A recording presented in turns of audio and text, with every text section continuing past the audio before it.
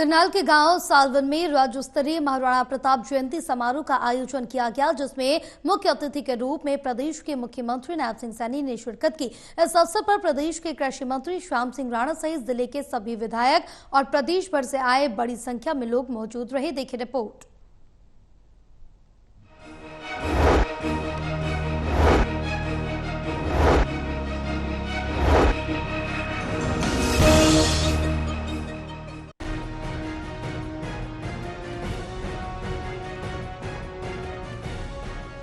करनाल के गांव सालवन में राज्य स्तरीय महाराणा प्रताप जयंती समारोह का आयोजन किया गया, जिसमें मुख्य अतिथि के रूप में प्रदेश के मुख्यमंत्री नायब सिंह सैनी ने शिरकत की और महाराणा प्रताप को राष्ट्र नायक बताते हुए कहा कि उन्होंने देश और धर्म की रक्षा के लिए अपने प्राणों की आहुति दे दी। उन्होंने आगे कहा कि महाराणा प्रताप सिर्फ एक नाम नहीं है, बल्कि स्वाभिमान, धैर्य और बलिदान का जीवंत प्रतीक भी है। ये मेरे लिए बड़ी खुशी की बात है। वे इतिहास की उन विभूतियों में से एक है जिन्होंने कभी झुकना नहीं सीखा और ना ही कभी हारना सीखा। वे सदियों से हमारे शासकों, योद्धाओं और युवाओं के लिए प्रेरणा बने हुए हैं। उन्होंने आगे कहा कि आज जब भी वीरता और देशभक्ति की बात होती है तो ये कहा जाता है कि योद्धा और देशभक्त तो महाराणा प्रताप ही हुए हैं।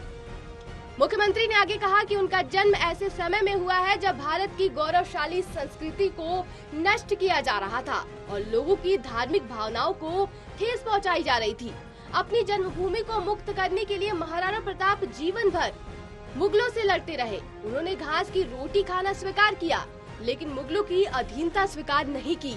ऐसे वीर सपूत को मैं नमन करता हूँ कि महाराणा प्रताप जैसे महापुरुष जन्म बहादुर राजपूत कौम में हुआ है और मुझे ये भी खुशी है कि आपने देश को महान शासक, देश भगत, बहादुर जवान दिए हैं।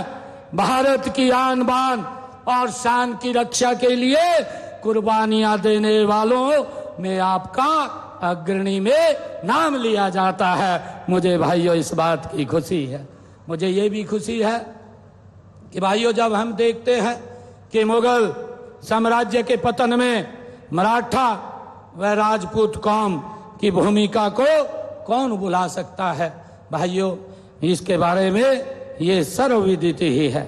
आपने सदा ही अन्याय के विरुद्ध संघर्ष किया है।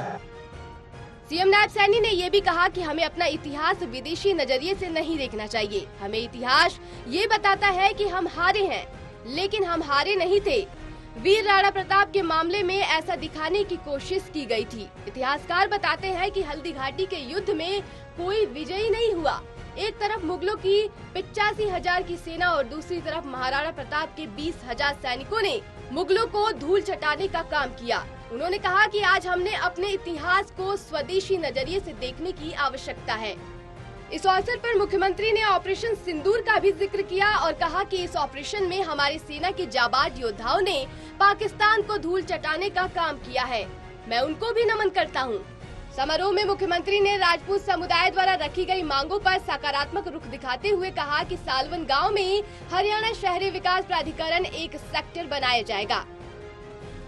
देखिए, आज सालवन के अंदर जो करनाल जिले का सबसे बड़ा गांव है, इसमें वीर शिरोमणि महाराणा प्रताप जी की प्रदेश स्तरीय जयंती थी और इसमें मुख्य वक्ता के रूप में माननीय मुख्यमंत्री श्रीमान नायब सैनी जी उपस्थित थे और जिस प्रकार से उन्होंने यहाँ पर एक इस असंध विधानसभा के लिए भी और समाज के लिए भी बहुत बड़ी सौगात दी है, मैं उनका बहुत बहुत आभार व्यक्त करता हूँ। मैं उनका धन्यवाद करता हूँ। जितने भी पूरे प्रदेश से और अन्य प्रदेश से, चाहे राजस्थान हो, उत्तर प्रदेश हो, चंडीगढ़ हो, जहाँ से भी, दिल्ली हो, जहाँ से भी जो भी लोग आए, सर्व समाज के जो लोग आए, मैं उनका अपनी तरफ से, पूरे राजपूत सभा करनाल की तरफ से, पूरे सालवन गांव की तरफ से तहे दिल से आभार व्यक्त करता हूँ, धन्यवाद करता हूँ।